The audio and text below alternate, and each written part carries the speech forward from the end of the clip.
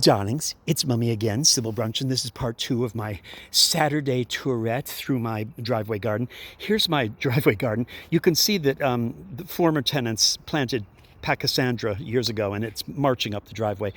Buried in there somewhere is something. I don't remember if it's peonies. I think it's peonies that are in there, and there's a couple of stalks that are trying to come up. There's the odd hyacinth. This is so tragic. There's a hyacinth there, and there was a cute little pale white yellow one over there somewhere. Well, you could see the leaves.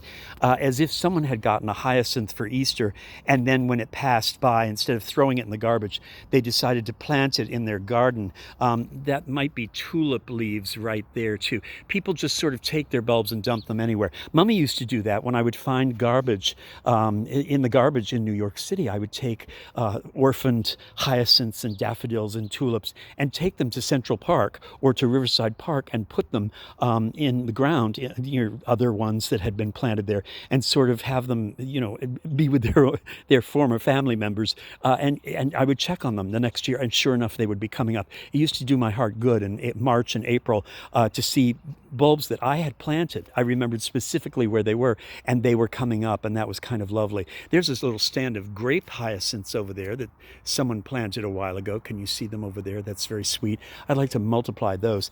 The boxwoods here, or whatever these are, I can't remember what these are called, are they're having some serious dieback. And so I trimmed a lot of the dead wood. You can see some twigs up there. We're trying to figure out, is this a fungus? What is this? Or is it the creosote? Years of creosote planting that is gradually, contaminating the water, the groundwater here, and is challenging them. Anyway, I cleaned out all the dead growth here to turn it sort of into a cross between a Mother Nature topiary and a bonsai tree. And all the neighbors have come over from around watching me do this and say how beautiful they think it is that I cleaned it up, because before that it was just green on top with lots and lots of dead spots, much as this one is. This one is in better shape. There's green over here on the side, but you can see all the dead inside and around. I mean, there's big holes of it, and you can see the sticks that are just like sticking up with no leaves on them. So Mummy's going to clean those up. Anyway, under my topiary slash bonsai tree, I've got forget-me-nots and osteospermum, or whatever that is. No snickering, please. Coreopsis, ranunculus are right there. Mexican gold. The ranunculus I've never had before. I do like the way they look. They're so bright and cheerful, even though they are in our zone an annual. But I'm going to try. Different things here. There's salvias and catmints, and there's echinaceas in there. There's different things that I'm going to try and do. I can't remember what this is.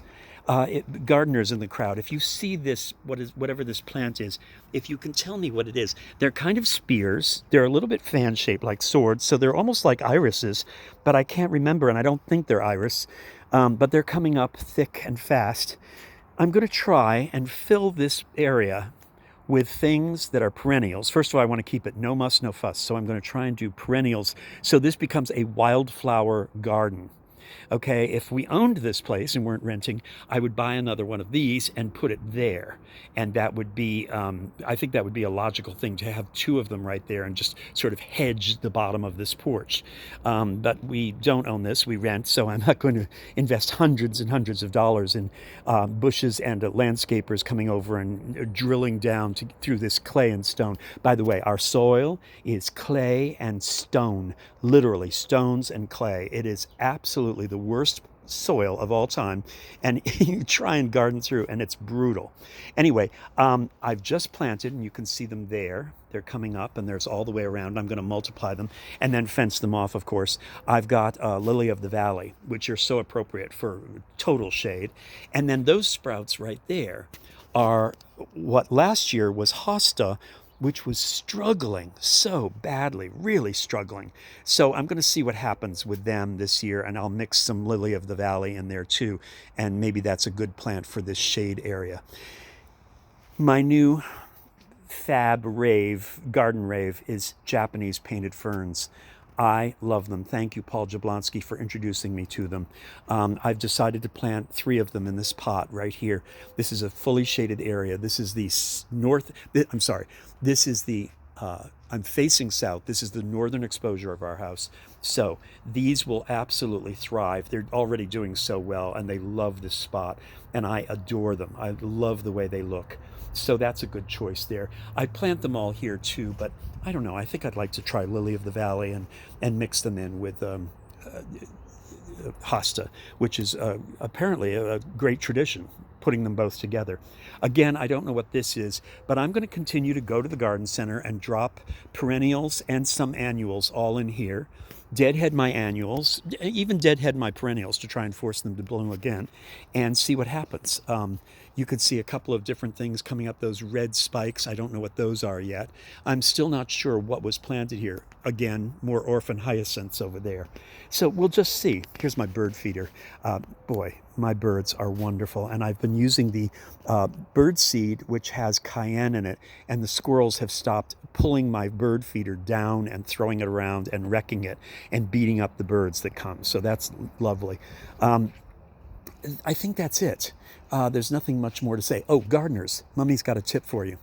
Get a kneeler like this, put a towel on it, and then get yourself a dandelion weeder, that right there.